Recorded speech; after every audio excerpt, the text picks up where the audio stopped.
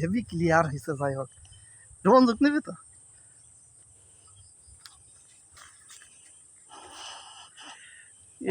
হ্যাঁ,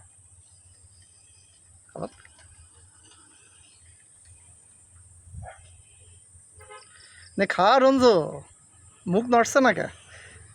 তুমি তো খাতেই পারছো না কাঁঠাল। কেরাম খাইছে ভাই এই 7 গ্রাম কাঁঠালের? হ্যাঁ, হাতে এসে কেরাম করো। সারা হাতে কিন্তু এরাম এরাম লাইক দিবি নি, ঠিক নি। বেশি হয়ে গেল 1 মিনিট। ধর ধর এবার ধর আমি খা খা খা।